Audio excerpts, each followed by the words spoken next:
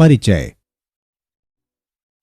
आज छुट्टी का दिन है और हम शाम को खरीदारी करने बाजार जाएंगे। टीना, कृपया मुझे एक गिलास ठंडा पानी दो। हाँ, अभी लाई पिताजी। पिताजी, आपके लिए पानी। धन्यवाद टीना। पिताजी, मैं आपसे कुछ पूछना चाहती हूँ। हाँ हाँ, पूछो। रेफ्रिजरेटर कैसे कार्य करता है? रेफ्रिजरेटर के अंदर कूलिंग, शीतलन कैसे होती है? बहुत अच्छा प्रश्न पूछा है टीना। क्या तुम्हें नहीं पता कि रेफ्रिजरेटर ऊष्मागतिकी के सिद्धांत पर कार्य करता है? ऊष्मागतिकी वह क्या होता है पिताजी? ऊष्मागतिकी ऊष्मा के विनिमय का अध्ययन है और हमारा रेफ्रिजरेटर इस सिद्धांत पर कार्य करता है, अर्थात यह अंदर से बाहर की ओर ऊष्मा को पंप करता है। ठीक है पिताजी, मुझे मेरा उत्तर मिल गया और मैं ऊष्मागतिकी के बारे में और अधिक जानना चाहती हूँ। आज आइए ऊष्मागतिकी के बारे में और अधिक अध्ययन करें। उद्देश्य।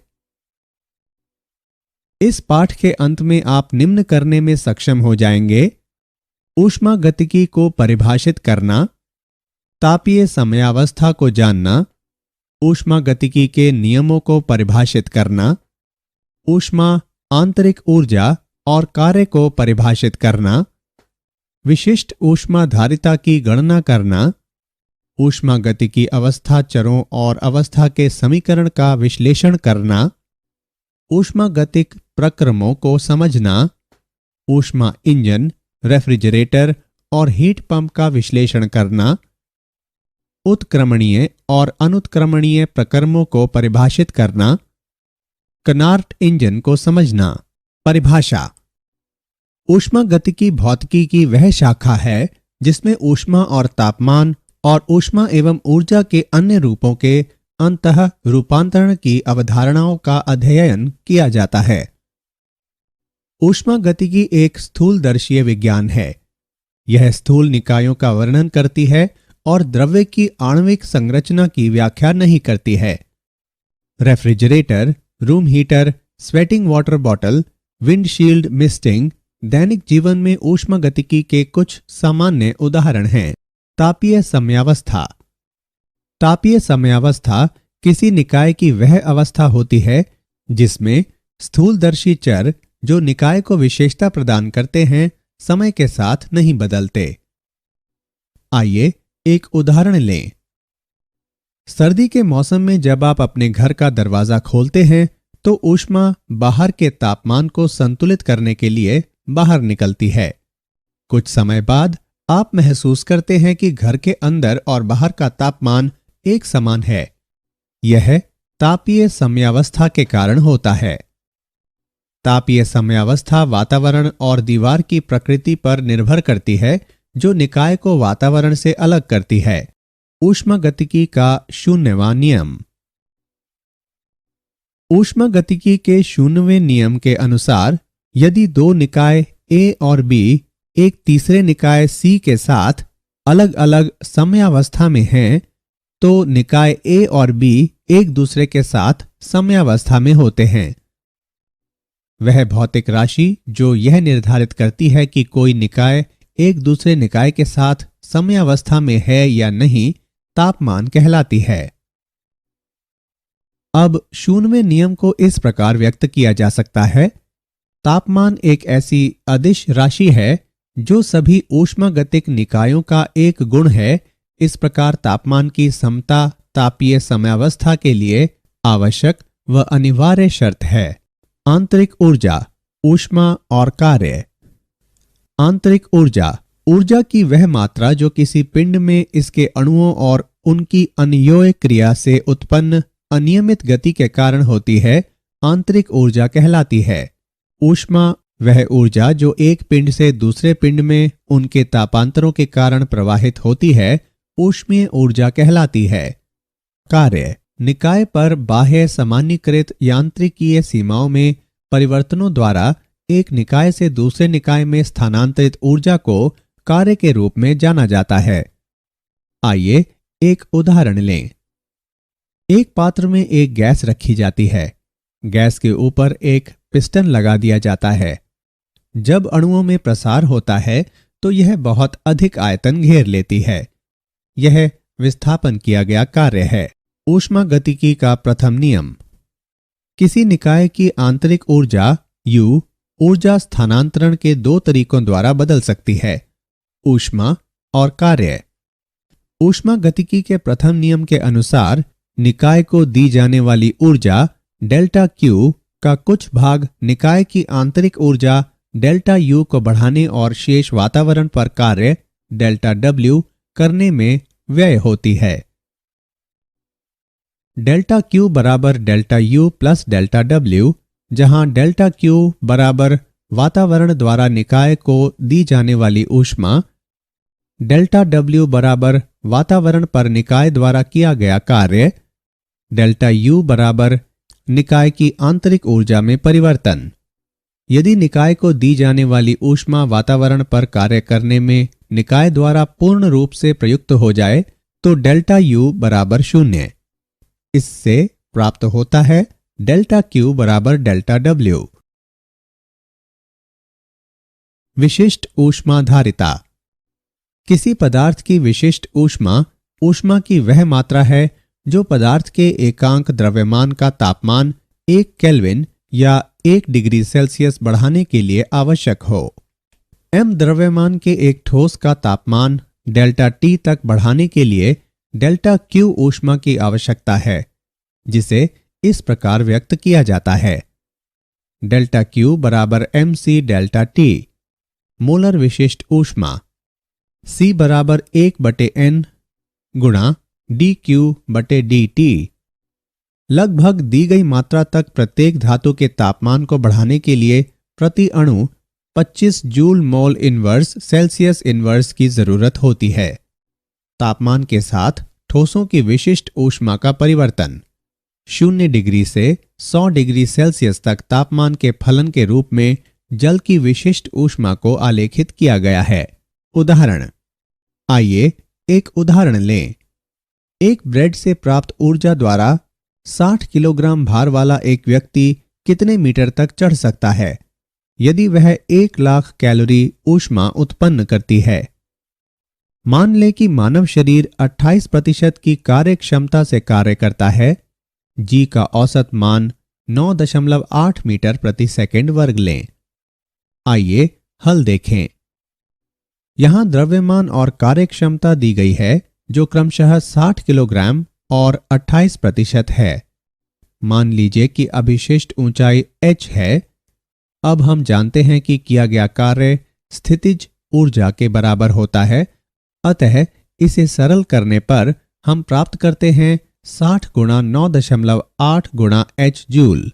इसकी गणना करने पर हमें प्राप्त होता है 586 h प्रति 4.2 जूल। प्रक्रम से संबद्ध ऊष्मा बराबर 1 लाख कैलोरी। गणना करने पर हमें प्राप्त होता है 28/100 गुणा 1 लाख, जो बराबर है 588 h/4.2 के। अतः h बराबर 200 मीटर। अतः व्यक्ति 200 मीटर तक चढ़ सकता है। ऊष्मागतिक अवस्था चर और अवस्था समीकरण। जब कोई निकाय अपने वातावरण के साथ सामान्य अवस्था में होता है तो निकाय का दाब P, आयतन V और तापमान T निकाय की ऊष्मागतिक अवस्था की व्याख्या करता है। इन्हें अवस्था चर भी कहा जाता है।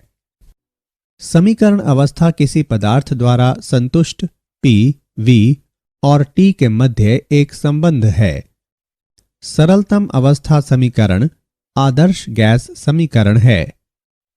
जब हम एक विशिष्ट तापमान के लिए दाब और आयतन के मध्य एक ग्राफ खींचते हैं तो प्राप्त वक्र समतापी कहलाता है। CO2 के लिए अलग अलग समतापियों के आलेख इस प्रकार हैं।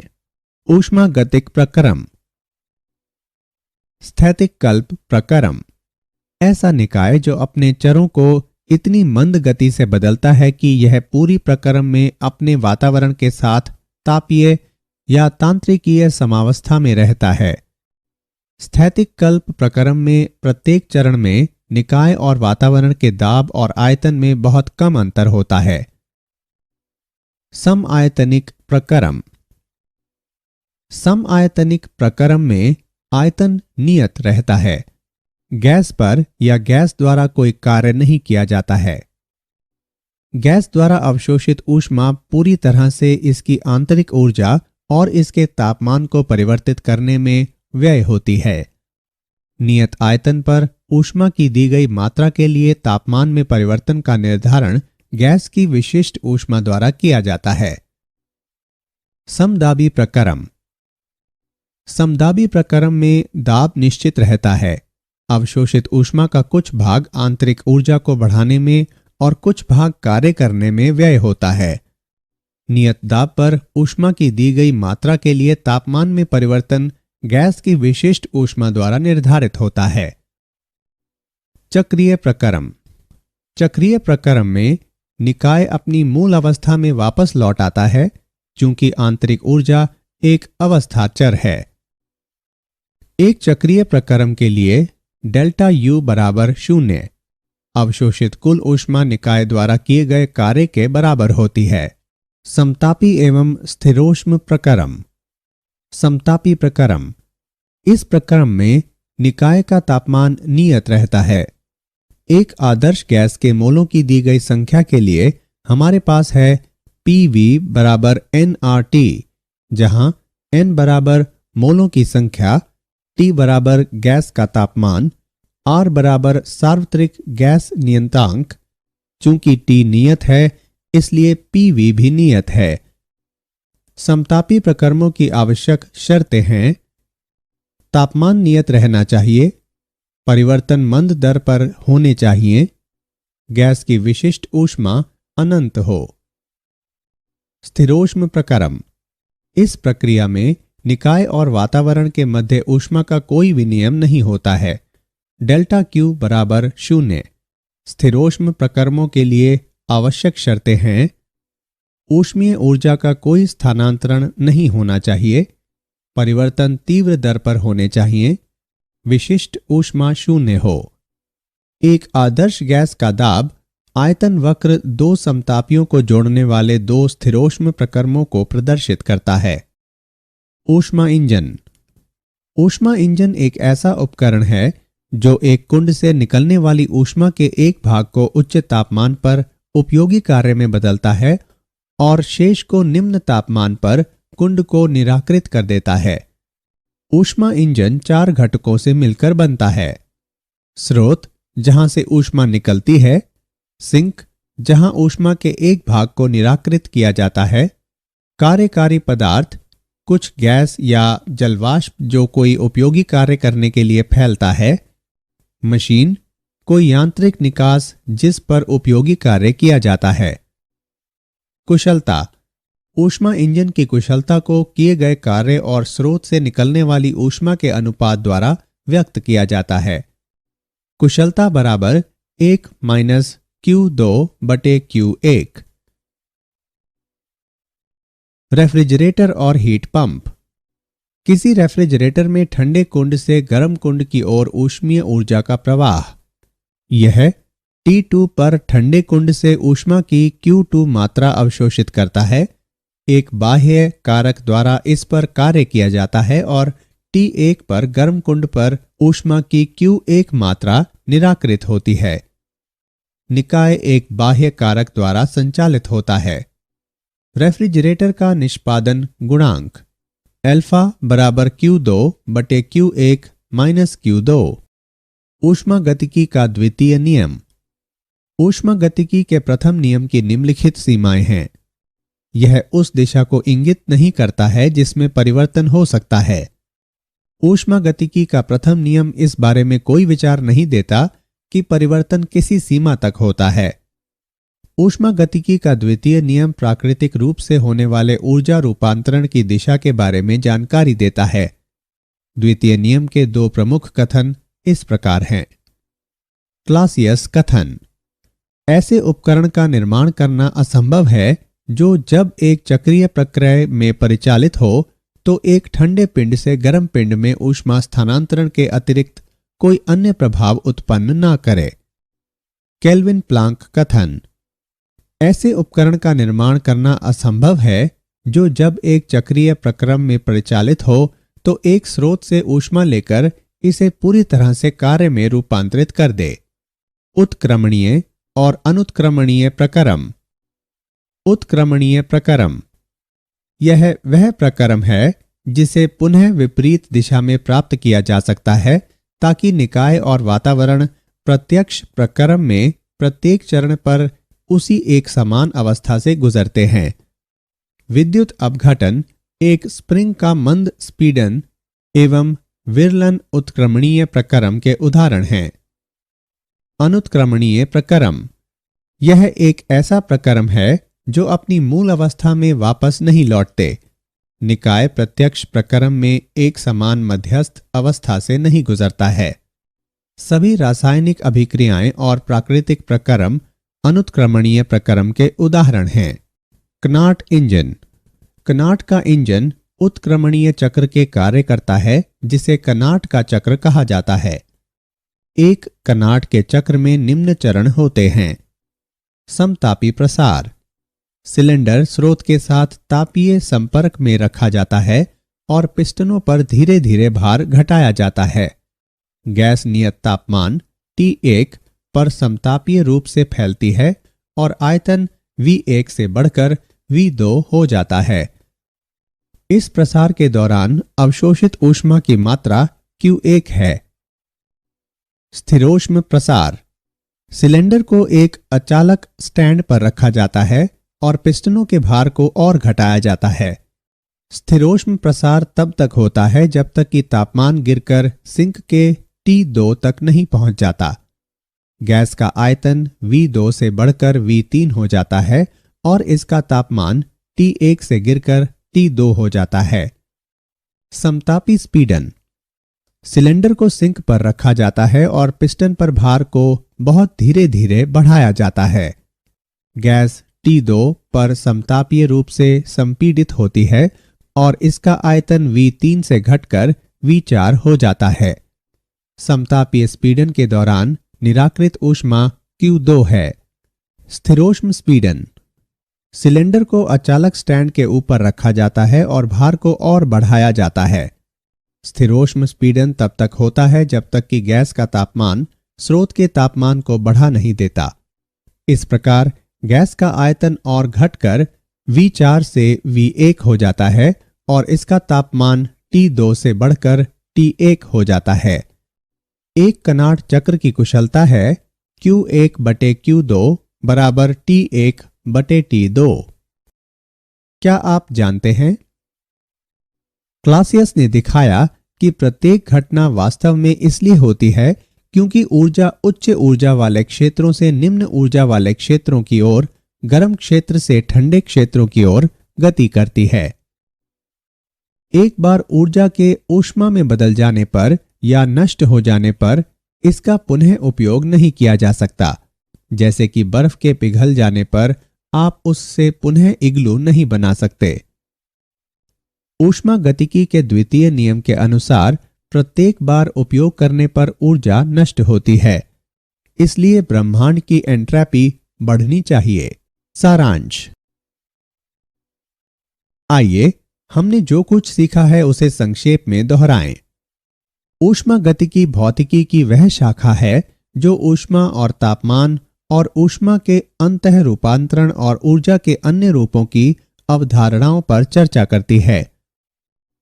तापीय समयावस्था किसी निकाय की वह अवस्था है जिसमें स्थूलदर्शी चर जो निकाय को विशेषता प्रदान करते हैं समय के साथ नहीं बदलते हैं। यदि दो निकाय A और B एक तीसरे निकाय C के साथ अलग अलग समयावस्था में हैं तो निकाय A और B एक दूसरे के साथ समयावस्था में होते हैं। निकाय को दी जाने वाली ऊर्जा का कुछ भाग निकाय की आंतरिक ऊर्जा बढ़ाने में और शेष वातावरण पर कार्य करने में व्यय होता है। किसी पदार्थ की विशिष्ट ऊष्मा ऊष्मा की वह मात्रा होती है जो पदार्थ के एकांक द्रव्यमान का तापमान 1 केल्विन या 1 डिग्री सेल्सियस बढ़ाने के लिए आवश्यक हो। ऐसे उपकरण का निर्माण करना असंभव है जो जब एक चक्रीय प्रक्रम में परिचालित हो तो एक ठंडे पिंड से गर्म पिंड में ऊष्मा स्थानांतरण के अतिरिक्त कोई अन्य प्रभाव उत्पन्न न करे। ऐसे उपकरण का निर्माण करना असंभव है जो जब एक चक्रीय प्रक्रम में परिचालित हो तो एक स्रोत से ऊष्मा लेकर इसे पूरी तरह से कार्य में रूपांतरित कर दे।